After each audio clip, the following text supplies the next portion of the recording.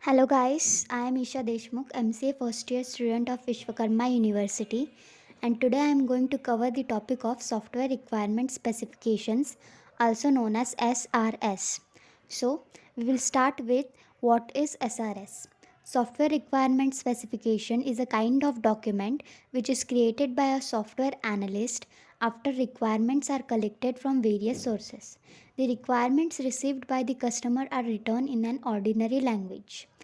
It is the job of the analyst to write the requirements in a technical language so that they can be understood and beneficial by the development team. First SRS should be written by the customer and the second SRS should be written by the developer. First SRS is used to define an exceptions of the user and second SRS is written for different purposes and serves as a contract document between customer and developer. Now, let us talk about the diagrams used in SRS. So there are mainly two type of diagrams used in SRS. First is the data flow diagram and second is the entity relationship diagram. Now let's talk about software requirement validations. What do you mean by software requirement validations? It refers to a different set of tasks that ensures that the software that has been built is traceable to the customer requirements. If requirements are not validated, errors in the requirement definition would propagate to the successive stages, resulting in a lot of modification and rework. What are the requirement validation techniques? First, requirement reviews or inspections.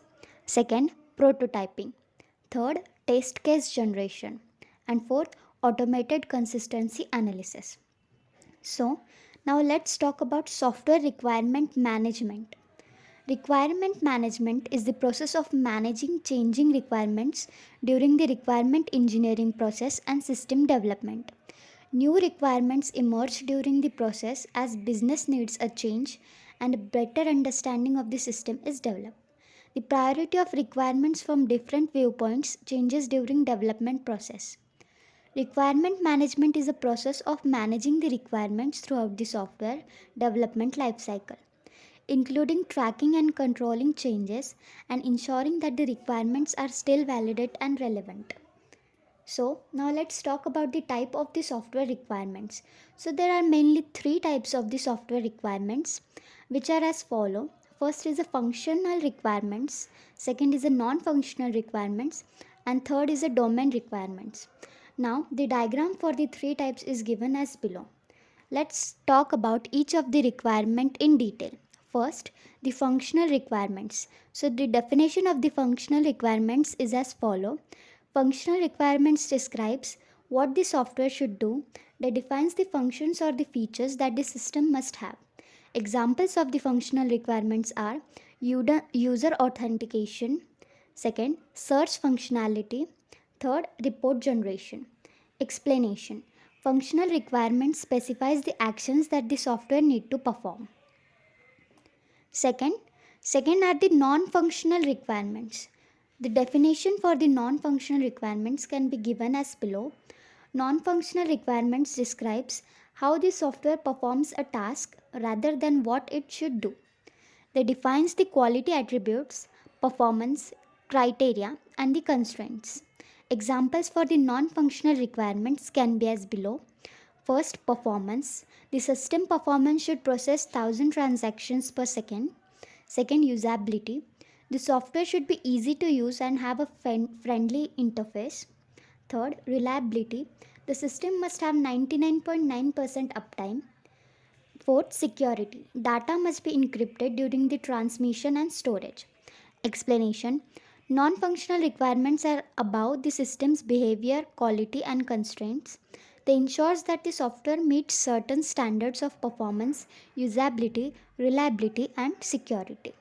Now, third is the domain requirements. Definition. Domain requirements are specific to the domain or industry in which the software operates. They include terminology, rules and standards relevant to a particular domain. Examples for the domain requirements are healthcare, finance and e-commerce. Explanation. Domain requirements reflect the unique needs and constraints of a particular industry. They ensure that the software is relevant and compliant with the industry specific regulations and standards. Now, as we have come to the end of this session, we will talk about the conclusion. Requirement specification, that is SRS, serves as an vital document in the software development life cycles, bridging the gap between stakeholders and the development teams.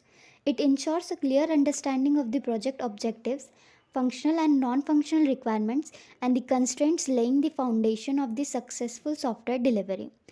A well crafted SRS reduces the ambiguities, minimizes risks, fosters efficient communication among all parties involved.